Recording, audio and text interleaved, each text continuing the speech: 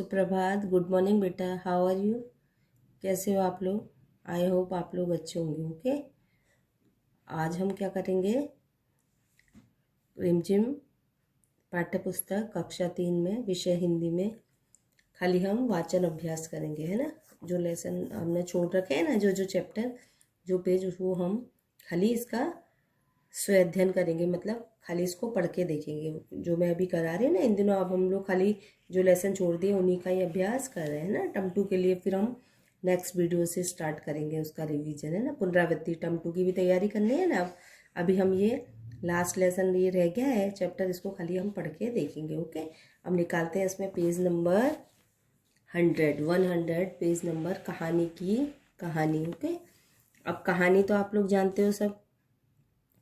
कहानी तो जानते हो ना कि कहानी, स्टोरी जिसको बोलते हैं हम लोग। कहानियाँ दादी नानी भी सब हमको सुनाती हैं। ओके, उस तरह से कहानी जो होती है स्टोरी। ओके, तो सबसे पहले इसमें कहानी की कहानी, मतलब कहानी की भी कहानी, स्टोरी किस तरह से बनी वो बताया गया है इसमें।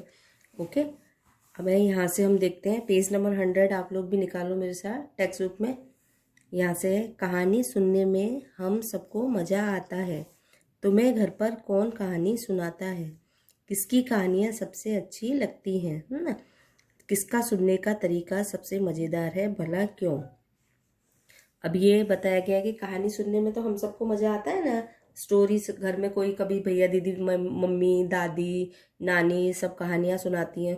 और आपको कौन कौन सी कहानियाँ अच्छी लगती हैं और कौन आपको अच्छी तरह से कहानी सुनाता है? जैसे आप किसी को लगता है कि दादी बहुत अच्छे से सुनाती है, कोई सोचता है मम्मी मेरी अच्छी कहानी सुनाती है, कोई सोचता है कि मेरी दादा अच्छे सुनाते हैं ना। और भला क्यों, मतलब क्यों आपको लगती है, वो आपको अपने आप देखना है ना। अब यहाँ से हम देखेंगे, बहुत पुरानी बात है तब भी लोग कहानियाँ सुनते और सुनाते थे। राजा रानी, परियों की कहानी, शेर और गीदड़ की कहानी। अबे बहुत पुरानी बात है, मतलब बहुत सालों पुरानी बात है। तब भी बहुत पुराने समय से ही कहानियाँ चलती आ रही हैं, तो तब उस समय भी बहुत लोग कहानियाँ सुनते थे और सुनाते थे। राजा रानी की, परियों की कहानी, है ना। शेर और गीदड़ की कहानी, शेर गीदड़ के जंगलों के राजा होते हैं जानवर, उनकी उनकी भी कहानियाँ होती हैं तरह तरह की, तो हमको सुनाते हैं ना दादी दादा नाना नानी। एक शेर रहता था जंगल में, एक वो रहता था, उस तरह से। तो ये है, बहुत पुरानी बात है तब भी लोग कहानियाँ सुनते और सुनाते थे। राजा रानी, परियों की कहानी, शेर और गीदड़ की कहानी। माँ बाप बच्चे दादा दादी नानी को घेर कर बैठ जाते और बार बार अपनी मनपसंद कहानी सुनते। अब बच्चे क्या थे, छोटे छोटे, माँ बाप और बच्चे दादा दादी, मतलब जो मम्मी पापा होते हैं वो भी और बच्चे भी अपने दादा दादी नानी को लेकर घेर कर, मतलब ऐसे चारों तरफ बैठ जाते हैं ना घेर के, और बार बार अपनी मनपसंद की कहानी सुनते। जैसे कहते हैं ना क्या, मम्मी दादी नानी को बार बार बोलते थे आप ये वाली कहानी सुनाओ, अब ये वाली कहानी सुनाओ। उसी तरह से बताया इसमें कि बार बार अपनी मनपसंद कहानी सुनते। बड़े होने पर वे बच्चे अपने बच्चों को कहानी सुनाते हैं, और वो जब बच्चे बड़े हो जाते हैं तो वो अपने बच्चों को कहानी सुनाते थे, है ना। जैसे हमारे मम्मी पापा अपने दादा दादी से कहानी सुनते थे, और हमारे फिर आपके मम्मी पापा आपको कहानी सुनाते हैं ना। उसी तरह से, इसी तरह कहानियों का ये सिलसिला आगे बढ़ता चला गया, मतलब इसी तरह से कहानियों का सिलसिला चलता रहा। उनके बच्चों के बच्चे, फिर उनके बच्चों के बच्चे उन कहानियों का मजा लेते जाते। सुनने सुनाने से कई कहानियाँ आज तक हम तक पहुँची हैं। मतलब कहते हैं ना कि पुरानी जो कहानियाँ हैं वही हम तक वापस लौट लौट के आ रही हैं, कि हमारे दादी दादा को हमारे मम्मी पापा ने सुनाई, फिर उनको उनके मम्मी पापा ने सुनाई। इस तरह से आज हम लोग वही कहानियों को दोहरा रहे हैं, है ना। कहानी सुनने के कई अलग तरीके थे। कोई आवाज़ बदल बदल कर सुनाता है, कोई आंखें मटका कर, कोई हाथ के इशारों से बात आगे बढ़ाता है।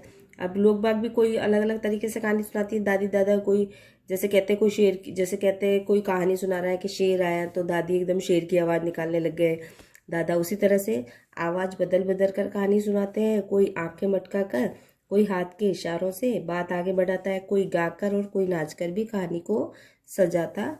आज भी कई लोग पुरानी कहानियों को नाच गाकर सुनाते हैं। आज भी बहुत से लोग होते हैं जो जो पुरानी कहानी होती है उनको नाच और गाकर सुनाते हैं। हर जगह नाच के ऐसे कई अलग अलग तरीके हैं। क्या तुम्हारे इलाके में कोई ऐसा कलाकार या कहानी कहने वाला है?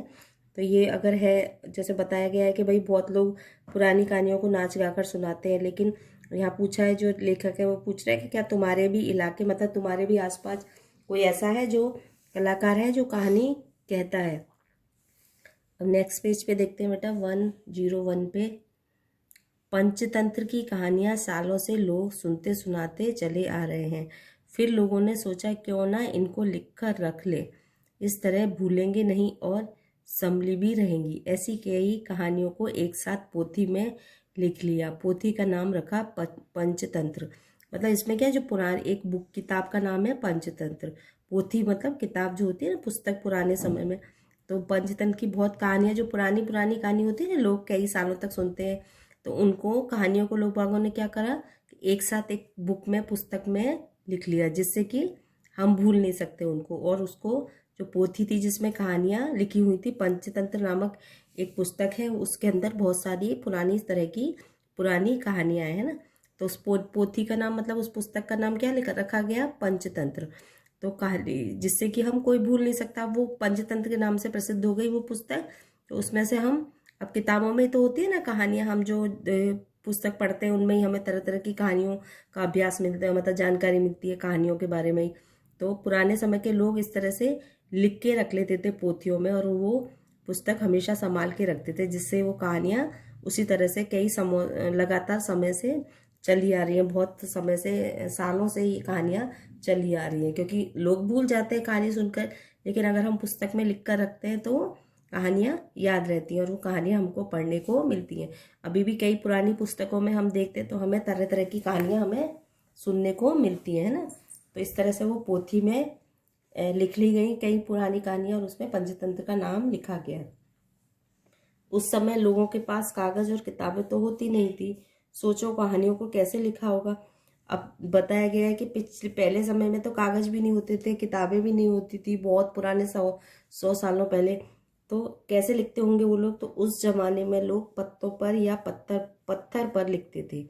अब वो लोग बाग कैसे लिखते थे, पुराने समय के लोग पत्ते जो होते हैं, पेड़ों के पत्ते और पत्थर पर लिखते थे। जो पत्थर होते हैं ना, पहाड़ों के पत्थर बड़े बड़े, उन पर लिखते थे। पेड़ की छाल का भी इस्तेमाल करते थे। खजूर के बड़े पत्ते देखे हैं ना, उनको छाया में सुखा लेते थे। अब क्या करते थे कि पेड़ की छाल होती है ना, उससे ही लिखते थे, उससे पत्तों पे और पत्थरों पर लिखते थे। और जो खजूर होते हैं ना, खजूर जो खाते हो आप लोग, वो खजूर के पत्ते कितने होते हैं, बहुत बड़े बड़े होते हैं। उनको वो छाया में सुखा लेते थे, वो सूख जाता था, तेल से उनको नरम बनाकर फिर उन पर कहानियां लिखते। पर लिखते किससे, अब ये बताया गया है कि उसको क्या करते थे, खजूर के पत्ते को उनको सुखा लेते थे और उनको फिर तेल लगाकर उनको एकदम नरम सॉफ्ट कर लेते थे, और फिर उन पर कहानियां लिखते थे। पर लिखते किससे थे, ये भी सोचने वाली बात है कि वो कैसे लिखते होंगे। पेंसिल और पेन तो तब थे नहीं, और उस समय तो पेंसिल भी नहीं थे और पेन भी नहीं थे, तो किससे लिखते थे, पक्षी के पंख से। जो पक्षी का पंख होता है, कबूतर का, मोर का, तो उसके पीछे एक लकड़ी सी होती है ना, उससे वो लोग दिखते थे। मतलब पुराने समय में बताया गया है कि कहानियों को किस तरह से लिखा जाता था, है ना। तो किससे लिखते थे, पेन तो उस समय नहीं थे, अब पक्षी के जो पंख होते थे उनसे ही लिखते थे। हम नेक्स्ट पेज देखते हैं, हम पीछे पेज नंबर 102।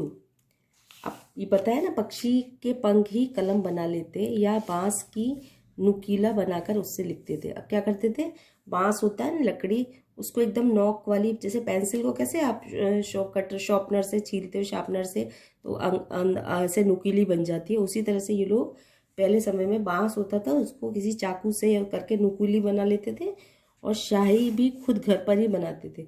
अब जो पेन के अंदर इंक होती है ना, शाही इंक बोलते हैं उसको, वो भी एक खुद ही बनाते थे घर पे। उस समय बाजार में तो मिलती नहीं थी, उसको भी वो खुद ही बनाते थे। और कलम किसकी बनाते थे, पेंसिल, मोर के पंख हुए, पक्षियों के पंख हुए, उसके पीछे की जो डंडी होती है वाइट वाइट, उसको नुकीली बनाते, बांस होता था उसको नुकीली बना लेते थे, और शाही घर पर ही बनाते थे। क्या तुमने कहीं लकड़ी की कलम देखी है। आप इस तरह से बताया कि आपने लकड़ी की कलम देखी है। अब जो हम लोग पेंसिल से लिखते हो वो लकड़ी की तो होती है ना, लेकिन उसके अंदर अब तो कुछ पेंसिल के अंदर वो होती है ब्लैक ब्लैक, उससे हम लिखते हैं। लेकिन पहले समय में अंदर भी नहीं, खाली लकड़ी ही होती थी। पंचतंत्र की कहानियां कई 100 साल पहले लिखी गई थी। दुनिया भर में ये कहानियां पसंद की जाती थी। कई लोगों ने अपनी अपनी भाषा में इस पोथी को लिखा था, जैसे उड़िया, बंगाली, मराठी, मलयालम, कन्नड़ आदि। यहाँ पंचतंत्र की एक कहानी की एक पंक्ति दी गई है।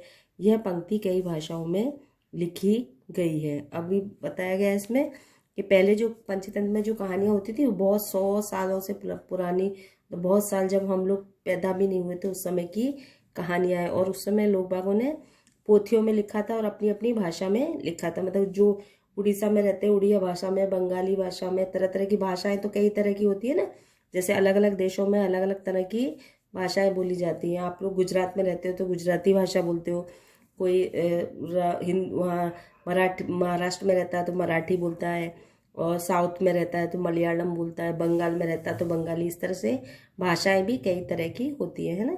कोई अलग अलग देशों में अलग अलग राज्यों में अलग अलग तरह की भाषाएं होती हैं ना।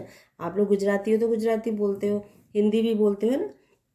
और हमारी राष्ट्रभाषा क्या है, मेन तो राष्ट्रभाषा हिंदी है ना। तो इस तरह से अलग अलग तरह भाषाओं में ये जो कहानियाँ थी वो लिखी जाती थी। यहाँ पंचतंत्र की एक कहानी की एक पंक्ति दी गई है। यह पंक्ति कई भाषाओं में लिखी गई है। अभी यहाँ पे देखो, ये एक कथा लिख रखी है यहाँ पे। इसमें कई लैंग्वेज है, वो लैंग्वेज हमें समझ में नहीं आएंगी, लेकिन यहाँ पे लिखा गया है। जैसे अस्थि, ये संस्कृत भाषा में लिखा गया है। किसी वन के एक इलाके में बृष्टदंत नाम का एक सिंह रहता है। सिंह मतलब शेर, सिंह शेर कहते हैं। फिर यहाँ पे दूसरी लैंग्वेजों में लिखा गया है ना, तो वो भाषा अपन को समझ में नहीं आ रही है। मलयालम, मराठी, कौन कौन सी भाषा, ये संस्कृत भाषा है, ये हिंदी वाली लाइन है, वो हमको समझ में आ रही है ना। और इसी तरह से इनमें से तुम कौन सी भाषा पहचान पाए। अब कौन सी भाषा पहचान पाए हम, ये वाली हिंदी वाली भाषा पहचान पाए, और इसको भी हमने पहचान लिया क्योंकि ये संस्कृत भाषा में, इसको भी थोड़ा थोड़ा हमने पढ़ लिया, और इसको भी हम, बाकी ये जो भाषा है ये अपन को समझ में नहीं आ रही। शायद मलयालम भाषा है ना, और केरल की भाषा, इस तरह से। तो हमको तो मेन कौन सी दो भाषाएं समझ में आई, हिंदी की और संस्कृत की, है ना। क्या कोई पुरानी पोथी तुमने आसपास देखी है, कोई पुरानी पुस्तक देखी है आपने, बहुत पुरानी, लेकिन आपके दादी दादा के पास, आप देखो कभी भी बहुतों के दादी दादाओं के पास बहुत पुरानी पुरानी किताबें आपको मिल जाएंगी ना। आज हम इन पुरानी पोथियों को संभाल कर रखते हैं। लोगों ने बहुत मेहनत से इन्हें लिखा था। इनमें कहानियां संजोकर बचा कर रखी थी। वे कहानियां हम आज भी सुनते और पढ़ते हैं। इन्हें तुम अपने बच्चों को भी सुनाओगे और पढ़ाओगे, और इन्हें तुम्हारे बच्चों के बच्चे भी पढ़ेंगे ना। अब ये सारा वो बताया गया है कि कितनी पीढ़ियों तक हम पोथियाँ पुराने समय में चली गई हैं। जैसे मैंने आपको शुरू में बताया ना कि हमारे मम्मी पापा को, उनके मम्मी पापा ने उनके मम्मी पापा को, अब उनके दादी दादा ने उनके दादी दादा को, इस तरह से ये पीढ़ी दर पीढ़ी सारा मतलब कहानियों का जो सिलसिला है वो चलता आ रहा है। और किस तरह से चलता रहा है, कहानियाँ कहाँ से मिल रही हैं, क्योंकि इसकी हम पोथियाँ जो होती है ना, पंचतंत्र नामक पोथियाँ बनाई गई थी इसकी पुस्तक। जैसे पत्तों पे मैंने बताया ना आपको, पत्तों पे लिख लिख के, पहले नहीं होते थे वो सब, जमा करके रखते थे। और लेकिन अब धीरे धीरे वो पोथियाँ पुरानी पुस्तकों में से ही निकाल निकाल के जो सारा वो होती हैं कहानियाँ, अब नई उसमें पुस्तकों में लिख दी जाती है। मतलब नई नई कहानियाँ नई पुस्तकों से पुरानी पुस्तकों से कहानियाँ ले लेके नए कागज और उस पर लिख दी गई। अब तो सब टाइपिंग वगैरह चलता है, तो आजकल तो जो पुरानी कहानियों को वापस लिख लिख के नई नई का उसमें नई